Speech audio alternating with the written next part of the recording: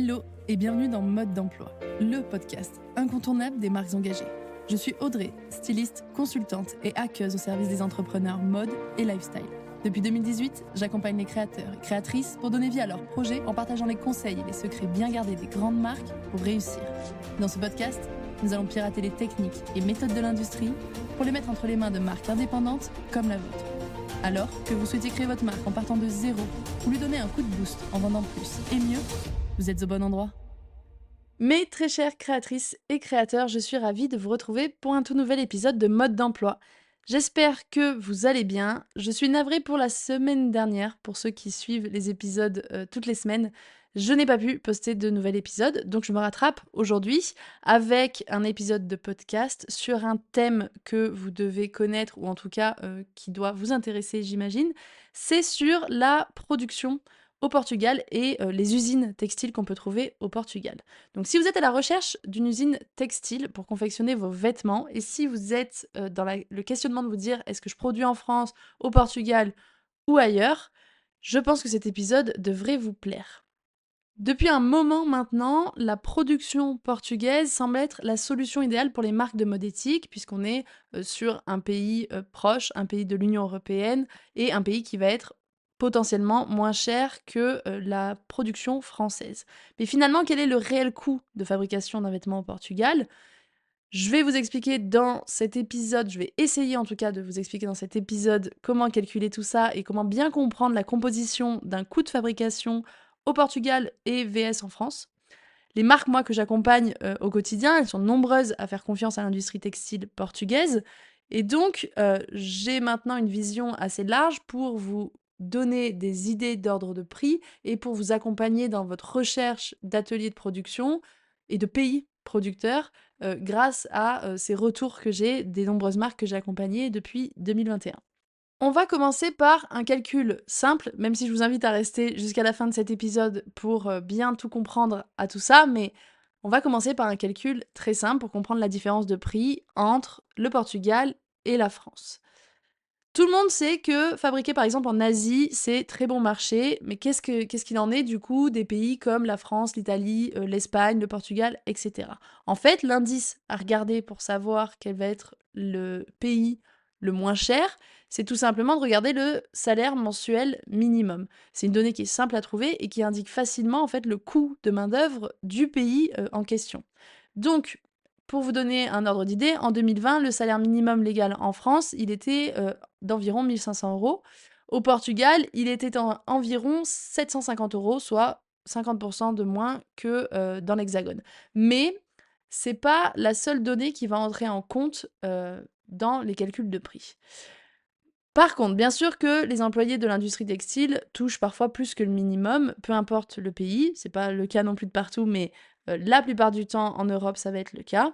Malgré tout, cette moyenne, elle peut nous permettre d'établir en fait une réponse assez simple. La main-d'œuvre au Portugal est moins chère que celle en France. Donc, oui, sur le principe, produire des vêtements au Portugal présenterait certainement un avantage financier par rapport à la France.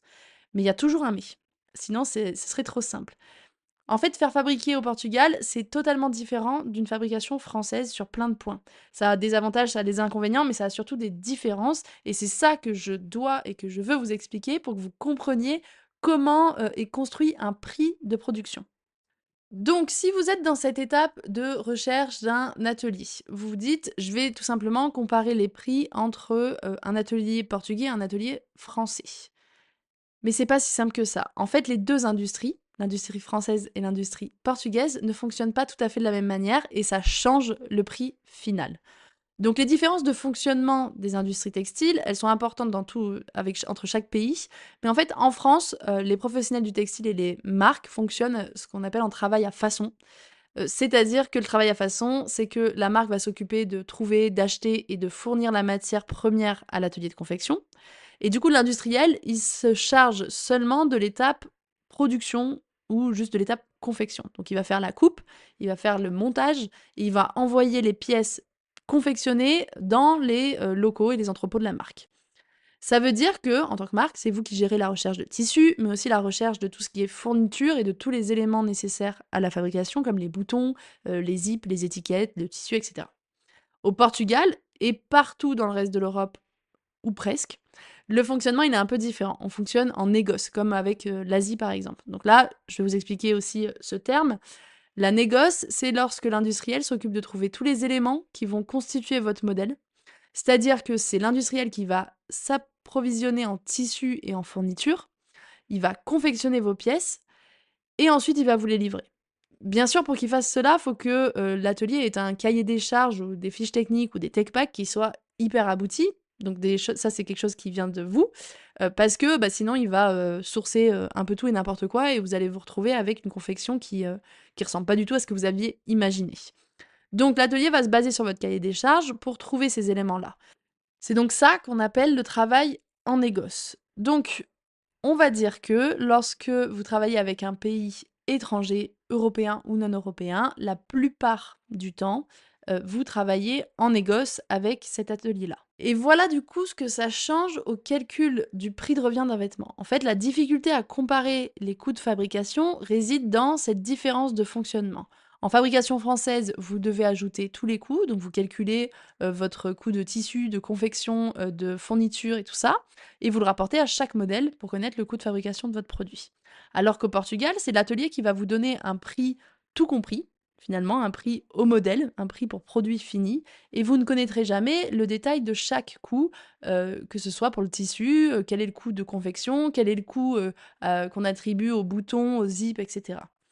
Donc, on peut trouver des avantages et des inconvénients dans chacune de ces deux pratiques, mais il n'empêche qu'il y a une vraie difficulté à comparer des coûts et à comparer par exemple des devis tels quels. C'est bien plus complexe que si on avait juste deux devis où il fallait comparer un prix de revient.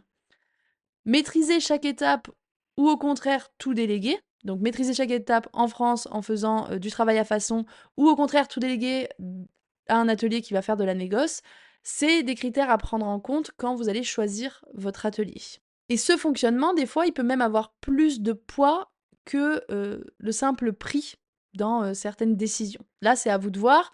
Moi, je vous conseille au mieux en fonction de votre projet dans le programme Créer sa marque et en vivre, et en fonction de vos produits, en fonction de votre budget prévisionnel et tout ça.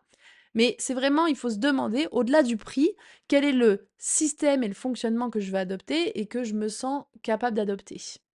Donc si, après avoir réfléchi à ce fonctionnement, vous faites le choix d'une production au Portugal, c'est souvent le cas d'ailleurs parce que vous vous dites, vu que j'y connais pas grand-chose, je préfère tout déléguer et qu'un atelier se charge de la recherche de tissus. Donc ça, attention, c'est une des premières grosses erreurs des créatrices et des créateurs débutants. Je le dis ici, mais c'est vraiment une énorme erreur si vous pensez ça et que vous vous dites: «Je vais déléguer l'ensemble de mon sourcing pour ces raisons-là». Mais si jamais vous avez pesé le pour et le contre et vous vous dites: «OK, je pars sur une production au Portugal», il y a encore d'autres petits éléments à ne pas oublier. C'est-à-dire que si, le prix moyen de confection est un peu moins élevé au Portugal, les déplacements que vous allez faire dans cet atelier vont vous coûter plus cher que si forcément vous vous déplaciez dans le département voisin. Pareil, les frais d'envoi et de livraison de votre production ou de vos prototypes vont vous coûter forcément un peu plus cher que si vous aviez un atelier en France. Donc rien ne vous oblige à vous rendre sur place, mais c'est quand même fortement conseillé pour vous rendre compte de avec qui vous travaillez et pour voir votre production aussi. Et une fois de plus, là, le fait de ne pas maîtriser chaque étape ou de ne pas savoir comment échanger avec un atelier au Portugal peut faire peur et du coup là, l'échange peut être plus compliqué donc c'est pas impossible mais si vous voulez tout déléguer parce que vous n'êtes pas du milieu de la mode et vous pensez ne rien y connaître, c'est pas la bonne solution parce qu'à un moment donné, vous allez devoir échanger avec cet atelier quoi qu'il arrive. Donc, pour réussir sa confection en Portugal, en fait, les clés, c'est d'avoir des fiches techniques qui sont nickel, qui sont professionnelles, d'avoir un rétro-planning qui est carré, d'avoir une bonne relation avec ses fournisseurs et donc d'être un minimum formé là-dessus ou de maîtriser en tout cas les étapes de confection, de fabrication, etc. pour pouvoir avoir une relation professionnelle avec eux. Ça, c'est tout ce que je vous partage et que je vous apprends dans le programme Créer sa marque et en vivre et bien d'autres choses. Mais gardez en tête que, la production en négoce ne veut pas forcément dire que ça va être plus simple parce que vous allez tout déléguer. Je vous rappelle quand même que vous travaillerez donc avec un atelier, où vous allez pas forcément parler la langue, où ça peut être, c'est plus loin, donc ça peut être plus complexe, en termes d'échanges et de modifications et de validation et d'envoi. Donc gardez ça en tête avant de prendre votre décision de fabriquer en France ou au Portugal. Maintenant, on va parler un peu des quantités de production, puisque si vous vous lancez, vous devez savoir qu'il est plus raisonnable de se lancer avec des petites quantités, ou si vous m'écoutez souvent, vous le savez. Donc, trouver des ateliers avec des minimums raisonnables, c'est pas toujours simple, et on va voir ce qu'il en est des ateliers portugais. Donc, d'une manière assez générale, les minimums de quantité demandés par des ateliers européens a eu tendance à diminuer ces dernières années. Alors la première raison à ça, c'est que, les industriels n'aiment pas mettre, on va dire, tous leurs œufs dans le même panier et avoir que des, énormes marques clientes comme, Zara, par exemple. Parce que si demain Zara décide d'annuler une production au dernier moment, bah, finalement l'atelier qui avait peut-être bloqué, 2 mois pour cette prod Zara se retrouve, avec, 0 client pendant 2 mois. Donc c'est énorme, il peut vraiment tout perdre. Donc les ateliers essayent d'avoir différentes marques, dont des marques un peu plus petites qui pourraient venir combler, ces trous-là de production à certains moments. Mais, parce qu'il y a encore un mais, parfois ces usines textiles, au Portugal, là, elles peuvent tout simplement pas faire autrement que d'imposer des minimums importants. En fait, le fournisseur de tissu, il va pas pouvoir mettre en route une machine pour seulement quelques dizaines de mètres. L'atelier, il va pas pouvoir mettre en place une chaîne de production s'il y a que 10, 20, 50 ou 100 pièces. Il va pas pouvoir faire ça parce que le temps qu'il forme, par exemple, ses couturières sur le modèle, va être plus important que le temps de production effectif de ce modèle-là. Donc parfois, il n'a pas d'autre choix que d'optimiser les coûts et du coup d'imposer des minimums de quantité. Mais la discussion autour des quantités, elle est ouverte et elle est bien plus ouverte qu'avant. Même si, attention, depuis le Covid, il y a pas mal de marques de taille moyenne ou de grosses marques qui sont revenues à des productions plus proches de la France ou de l'Europe en tout cas pour être plus flexibles parce que ils se sont rendus compte que des productions asiatiques pouvaient poser des problèmes de réapprovisionnement. Donc, la discussion est ouverte, mais vous devez aussi comprendre qu'il y a certains minimums qui peuvent pas, auxquels on ne peut pas pallier. Il va falloir forcément produire dans des quantités un peu plus importantes, surtout si cette usine, elle est à une taille plus importante qu'un petit atelier français ou qu'un petit atelier de confection, peu importe le pays où il se situe. Donc, pour répondre à la fameuse question, parce qu'on arrive déjà à la fin de cet épisode, est-ce que produire au Portugal, c'est moins cher? Effectivement, ça l'est, mais ce n'est pas le seul critère sur lequel vous devez vous appuyer pour choisir votre atelier de confection, car ce ne sera pas forcément bonne solution en fonction de votre marque, en fonction de la maturité de votre projet, en fonction de vos quantités par exemple. Vous devez prendre en compte les différents critères, que ça soit le système de fabrication, les minimums de quantité, le fonctionnement de l'atelier et le pays effectivement producteur.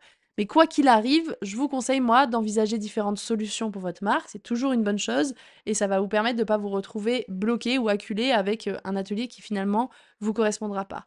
En tout cas, c'est ce que moi je propose et c'est la philosophie qui est appliquée dans le programme Créer sa marque et en vivre et ça permet vraiment de mettre toutes les chances de son côté pour créer une marque qui soit solide, rentable et qui corresponde à vos besoins actuels et les besoins à venir de la marque. Je suis contente d'avoir pu aborder ce sujet sur le Portugal. J'espère que ça vous aura été utile. En tout cas, c'est des questions qu'on me pose souvent sur le pays de fabrication, notamment sur la fabrication portugaise. Donc j'espère que ça aura répondu à vos questions. Si cet épisode vous a plu, laissez-moi 5 étoiles et un commentaire sur la plateforme d'écoute de votre choix. Ça me fait plaisir de vous lire, mais aussi et surtout, ça aide le podcast à se faire connaître. Et puis ça me motive à continuer tout ce travail au travers du podcast. Mes très chères créatrices et créateurs, merci d'avoir été à l'écoute. Continuez de transformer vos rêves en réalité. Prenez soin de vous et à bientôt pour un nouvel épisode.